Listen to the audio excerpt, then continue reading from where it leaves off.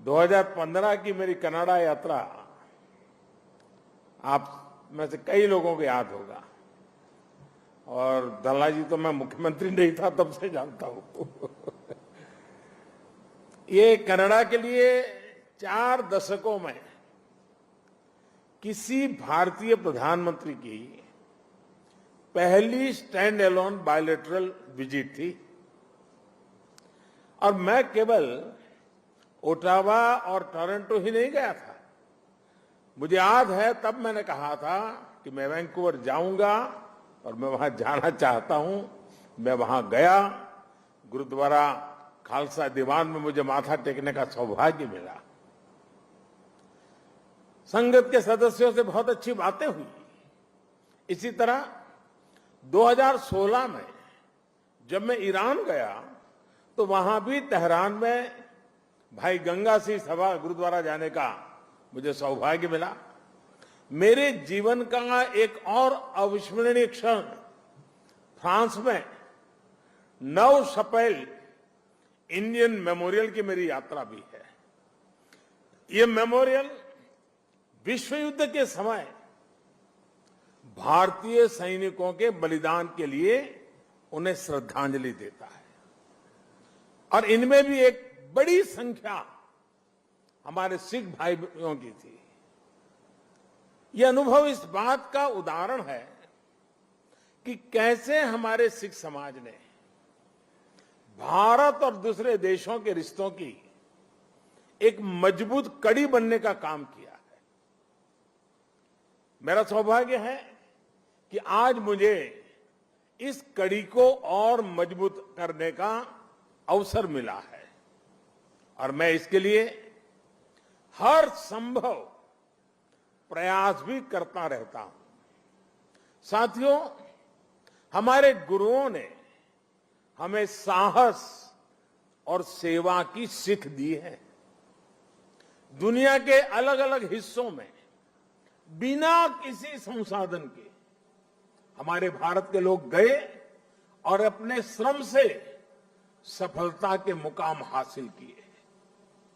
यही स्पिरिट आज नए भारत की स्पिरिट बन गई है।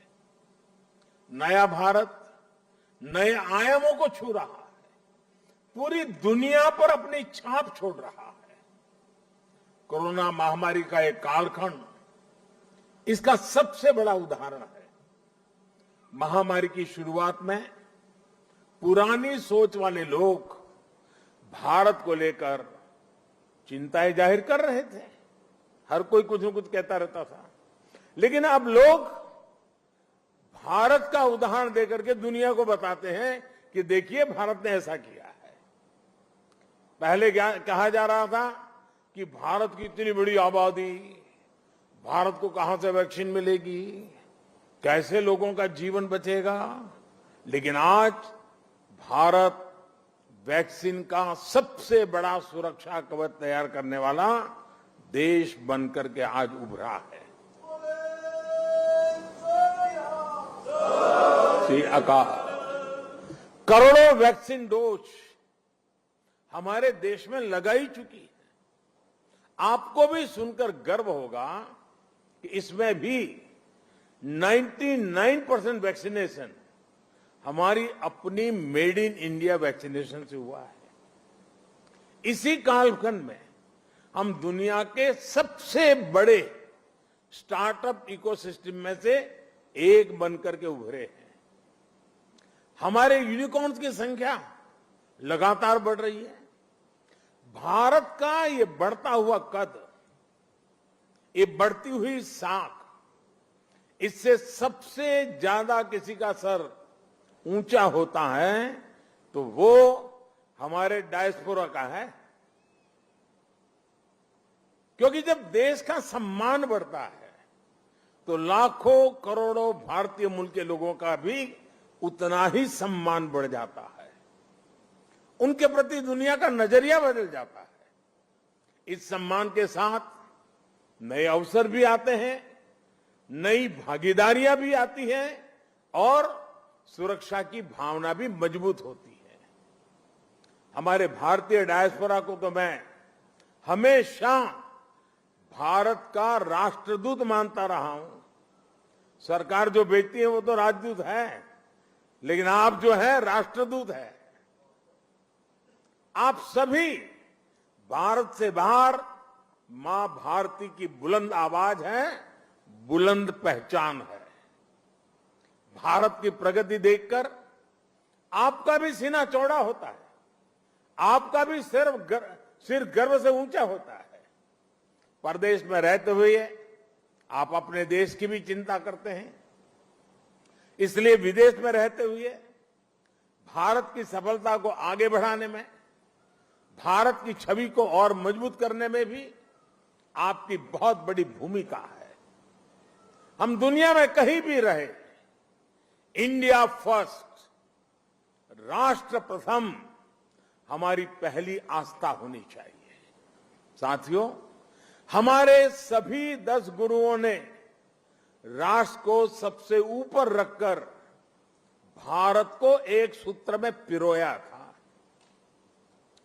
गुरु नानक देव जी ने पूरे राष्ट्र की चेतना को जगाया था, पूरे राष्ट्र को अंधकार से निकालकर प्रकाश की राह दिखाई थी। हमारे गुरुओं ने पूरब से पश्चिम, उत्तर से दक्षिण पूरे भारत की यात्राएं की। हर कहीं पर भी जाइए, उनकी निशानियां हैं, उनकी प्रेरणाएं हैं, उनके लिए आस्था है। पंजाब में गुरुद्वारा हरमंदिर साहिब जी से लेकर उत्तराखंड में गुरुद्वारा हेमकुंड साहिब तक, महाराष्ट्र में गुरुद्वारा हुजूर साहिब से लेकर हिमाचल में गुरुद्वारा पांटा साहिब तक, बिहार में तख्त श्री पटना साहिब से लेकर गुजरात के कच्छ से गुरुद्वारा लखपत सिंह साहिब तक हमारे गुरुओं ने लोगों को प्रेरणा दी, अपनी चरण रथ से इस भूमि को पवित्र किया। इसलिए सिख परंपरा वास्तव में एक भारत श्रेष्ठ भारत की जीवंत परंपरा है।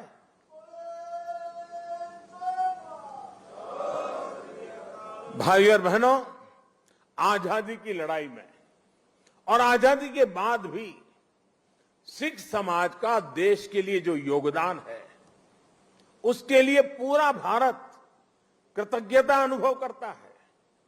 महाराजा रणजीत सिंह का योगदान हो, अंग्रेजों के खिलाफ लड़ाई हो या जलियांवाला बाग हो, इनके बिना न भारत का इतिहास पूरा होता है, न हिंदुस्तान पूरा होता है। आज भी सीमा पर खड़े सिख सैनिकों के शौर्य से लेकर देश की अर्थव्यवस्था में सिख समाज की भागीदारी और सिख एनआरआई के योगदान तक, सिख समाज देश के साहस, देश का सामर्थ्य और देश के श्रम का पर्याय बना हुआ है। साथियों, आजादी का अमृत महोत्सव हमारे स्वतंत्रता संग्राम के साथ साथ हमारी संस्कृति और विरासत को सेलिब्रेट करने का भी अवसर है, क्योंकि आजादी के लिए भारत का संघर्ष केवल एक सीमित कालखंड की घटना नहीं है। इसके पीछे हजारों साल की चेतना और आदर्श जुड़ी थी। इसके पीछे आध्यात्मिक मूल्य और कितने ही तप त्याग जुड़े हुए थे। इसलिए आज देश जब एक तरफ आजादी का अमृत महोत्सव मनाता है, तो साथ ही लाल किले पर गुरु तेग बहादुर जी का 400वां प्रकाश पर्व भी मनाता है। श्री अकाल। गुरु तेग बहादुर जी के 400वें प्रकाश पर्व के पहले हमने गुरु नानक देव जी का 550वां प्रकाश पर्व भी पूरी श्रद्धा के साथ देश विदेश में मनाया था। गुरु गोविंद सिंह जी के 350वें प्रकाश पर्व का सौभाग्य भी हमें ही मिला था। साथियों, इसके साथ ही इसी कालखंड में करतारपुर साहिब कॉरिडोर का निर्माण भी हुआ। आज लाखों श्रद्धालुओं को वहां शीश नवाने का सौभाग्य मिल रहा है। लंगर को टैक्स फ्री करने से लेकर हरमिंदर साहब को एफसीआरए की अनुमति तक, गुरुद्वारों के आसपास स्वच्छता बढ़ाने के लेकर उन्हें बेहतर इंफ्रास्ट्रक्चर से जोड़ने तक देश आज हर संभव प्रयास कर रहा है। और मैं सतनाम जी का आभार व्यक्त करता हूं, उन्होंने जिस प्रकार से वीडियो को संकलित करके दिखाया, पता चल सकता है कि पूरी श्रद्धा के साथ हर क्षेत्र में किस प्रकार से काम हुआ है। आप लोगों से समय समय पर जो सुझाव मिलते हैं, आज भी काफी सुझाव मेरे पास आपने दिए हैं, मेरा प्रयास रहता है कि उनके आधार पर देश सेवा के रास्ते पर आगे बढ़ता रहे। साथियों, हमारे गुरुओं के जीवन की जो सबसे बड़ी प्रेरणा है वो है हमारे कर्तव्यों का बोध। आजादी के अमृत काल में देश भी आज कर्तव्यों को प्राथमिकता देने की बात कर रहा है। सबका साथ, सबका विकास, सबका विश्वास और सबका प्रयास, यही मंत्र हम सबको भारत के उज्जवल भविष्य को सुनिश्चित करता है। एक कर्तव्य केवल हमारे वर्तमान के लिए नहीं है, ये हमारे और हमारे देश के भविष्य के लिए भी है, ये हमारी आने वाली पीढ़ियों के लिए भी है। उदाहरण के तौर पर आज पर्यावरण देश और दुनिया के सामने एक बड़ा संकट है। इसका समाधान भारत की संस्कृति और संस्कारों में है। सिख समाज इसका जीता जागता उदाहरण है। सिख समाज में हम जितनी चिंता पिंड की करते हैं, उतनी ही पर्यावरण और प्लेनेट की भी करते हैं। प्रदूषण के खिलाफ प्रयास हो, कुपोषण से लड़ाई हो या अपने सांस्कृतिक मूल्यों की रक्षा हो, आप सभी इसी तरह के हर प्रयास से जुड़े नजर आते हैं। इसी श्रृंखला में मेरा आपसे एक आग्रह भी और है। आप जानते हैं कि अमृत महोत्सव में देश ने के सभी जिलों में, यानी हर जिले में 75 अमृत सरोवर का संकल्प लिया है। आप भी अपने पिंडों में अमृत सरोवरों के निर्माण का अभियान चला सकते हैं।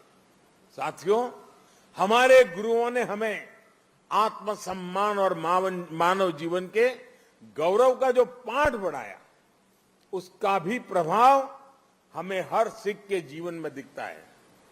आजादी के अमृत काल में यही देश का भी संकल्प है। हमें आत्मनिर्भर बनना है। गरीब से गरीब व्यक्ति का जीवन बेहतर करना है। इन सब प्रयासों में आप सभी की सक्रिय भागीदारी होना और आप सबका सक्रिय योगदान होना बहुत अनिवार्य और आवश्यक है।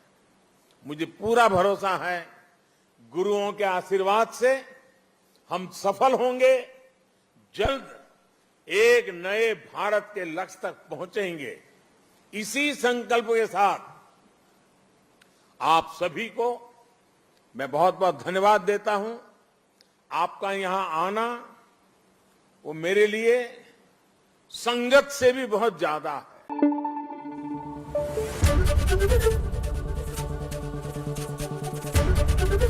एबीपी न्यूज आपको रखे आगे।